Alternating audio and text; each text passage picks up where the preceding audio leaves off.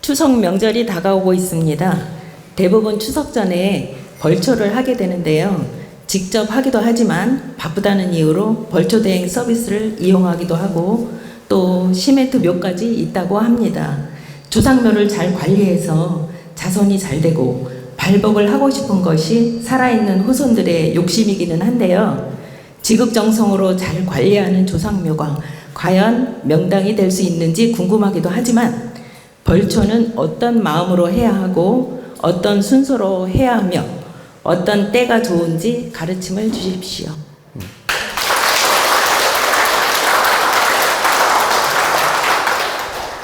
자, 추석이 다가오니까 이 조상 얘기, 벌초 얘기, 제사 얘기가 지금 많이 질문이 나오고 있는데 좋은 질문입니다. 자, 여러분들이 이 조상 산소 관리하는 게 힘들어서 파묘해가지고 화장하는 경우도 아주 많습니다. 그리고 당신이 관리하기가 힘들다 보니까 우리 후손들이 과연 관리를 잘할까? 내가 관리하니까 너무 힘든 걸 느꼈을 거 아닙니까? 내가 관리하다 보니까 너무 힘들어서 우리 자손들이 관리를 잘할 것 같지 않으니까 에라 모르겠다. 저 조상묘를 놔두느니 내가 총대를 메고 파묘를 해서 화장을 해서 깔끔하게 처리해 놓으면 아이들이 부담도 안 갖고 관리도 쉽고 아이들한테 어떤 부담도 물려주지 않는다는 차원으로 우리 부모님들이 총대를 메고 그런 행을 많이 합니다. 근데 여러분들이 아셔야 될 건 그건 매우 바르지 않습니다. 제가 언젠가도 그런 강의를 한 적이 있는데 내가 조상님 관리하기가 어렵고 산소 관리하기가 어려운 마음은 충분히 이해를 합니다. 그러나 내가 관리하기가 힘들다는 이유로 멀쩡한 산소를, 특별히 문제가 없는 산소를 파묘해서 화장하는 건 매우 위험천만한 일입니다. 그런 이념이나 그런 각도로, 그런 생각으로 조상을 함부로 파묘하게 되면 반드시 어려운 미션이 옵니다. 다시 말하면 내가 관리가 좀 부담스럽다는 이유로 아이들 편하게 해준다는 목적으로 산소를 함부로 파묘하면 절대 안 된다는 뜻입니다. 또한 내가 관리가 어려울 경우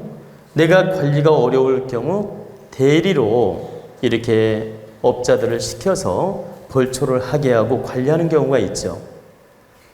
이 또한 관계없습니다. 이건 시대의 물결이기 때문에 옛날에는 대신 시켜도 시킬 만한 사람이 없었어요. 또한 옛날에는 정성이 더 지극했기 때문에 대부분 직접 낫으로 풀을 뱄습니다. 요즘은 기계도 있지만 예전에는 거의 낫 2가락을 갈아가지고 벌초하러 갑니다. 왜? 금방 무뎌지면 또 갈아서 해야 되니까 낫을 2개, 3개를 갈아가지고 간다 이 말이에요. 왜냐면 다 빌려면 이게 낫이 무디니까. 근데 요즘엔 기계도 좋잖아요. 그죠?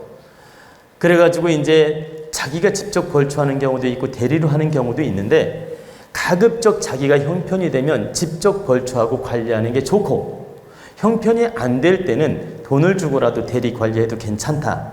이건 불효가 아니다. 왜? 내 질량이 좀 더 나은 질량이고 좀 더 다른 일을 할 일이 바쁘고 내가 직접 가기가 어려워요. 그럴 때는 내가 돈을 주고라도 대리를 시켜서 조상님을 잘 관리하고 명절 때 가서 성묘를 하고 이렇게 대신해도 된다 이 말입니다. 그러니까 성묘는 직접 하고 풀 깎는 일, 관리하는 일은 일 잘하는 사람한테 맡겨도 된다 이 뜻입니다.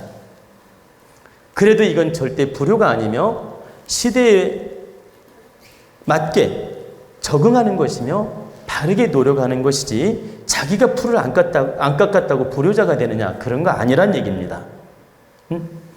근데 여기서 여러분들이 꼭 알아둬야 될 건, 내가 주말에 시간을 낼 수 있고 또 가족들이 모여서 시간을 낼 수 있고 가족들이 함께 벌초할 수 있는 조건이 되면 그 방법이 제일 좋은 방법이지요.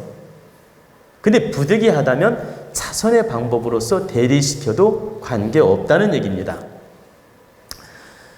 근데 이제 요걸 좀 여러분들이 쉽게 이해되게끔 좀 정리를 해드리면, 대리로 관리인한테 부탁을 해서 조상산소를 잘 관리하고 훼손된 게 없는가, 또 산돼지가 혹시나 파지 않았는가, 또 잡초가 무성하지 않은가, 이런 걸 잘 살피면서 대리 관리를 해도 괜찮다.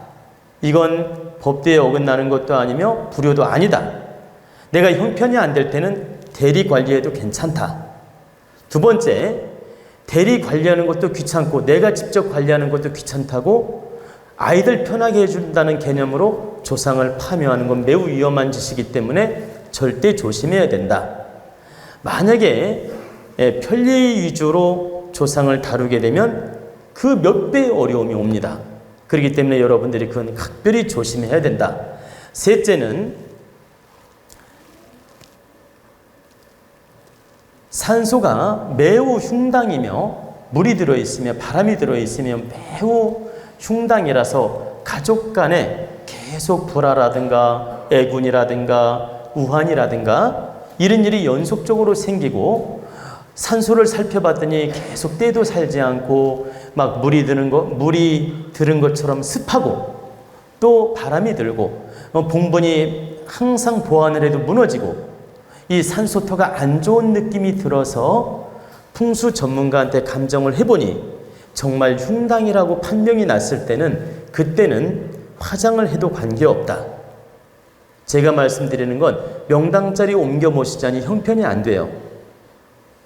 이게 쉬운 일이 아니지 않습니까? 명당자리 옮겨 모시자니 형편도 안 되고 조건도 안 돼. 그럴 때는 바르게 고하고 화장을 해서 땅에다 묻어드려도 괜찮다. 요때는 왜 그러냐? 충분한 명분이 있기 때문에. 또 여러분들이 갑자기 고속도로가 난다든가 환경이 바뀌어서 파묘를 하라고 연락이 올 때가 있어요.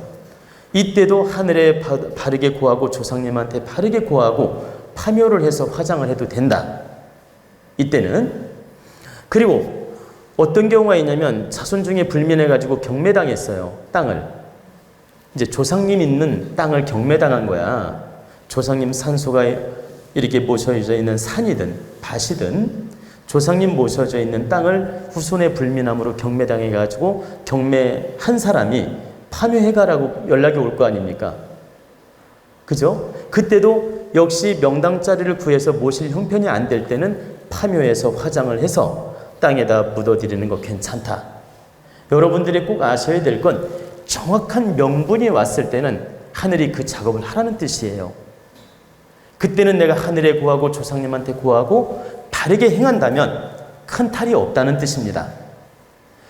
근데 내 잣대, 내 감정, 편리 위주로 아이들 위한다는 마음으로 함부로 파묘하거나 편리 위주로 파묘하거나 그냥 귀찮아서 파묘하거나 이런 짓은 함부로 하면 안 된다. 이건 자손을 위하는 게 아니라 망치는 꼴이 된다. 왜 그러냐? 특별한 문제가 없고 하자가 없고 좋은 명당터에 모셔져 있는 산소를 파묘하는 것은 나무 뿌리를 잘라버리는 거나 똑같아요. 이해가 되십니까?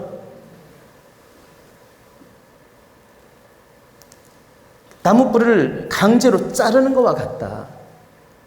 그래서 그 파장이 대단히 크다.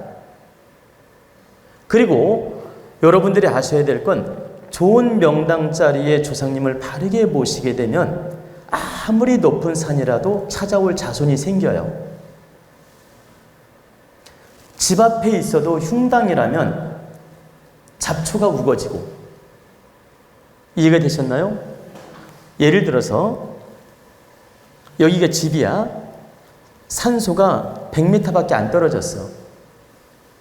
그래도 이 산소토가 나쁘면 풀이 우거지고 조상님 찾아가려면 몇 시간씩 산 꼭대기를 올라가야 돼.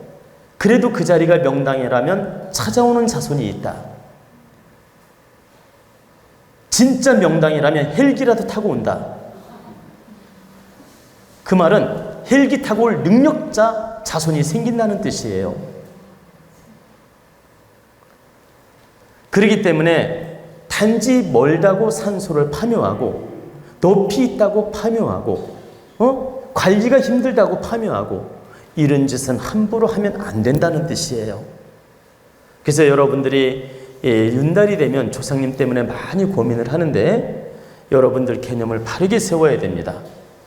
특별히 조상님이 하자가 없고 특별히 흉당이 아니고 특별히 문제가 없다면 함부로 파묘하거나 함부로 화장하는 게 아니다.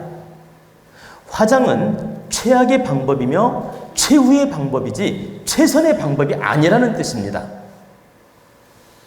우리나라 국민들이 뭘 모르고 화장이 마치 최선의 방법인 것처럼 착각을 하고 있어요. 화장은 어쩔 수 없이 행하는 최후의 방법이에요. 최선의 방법이 아니고. 그렇기 때문에 여러분들이 혹시라도 이 조상을 모시고 있다면 이런 분별은 다르게 해야 된다.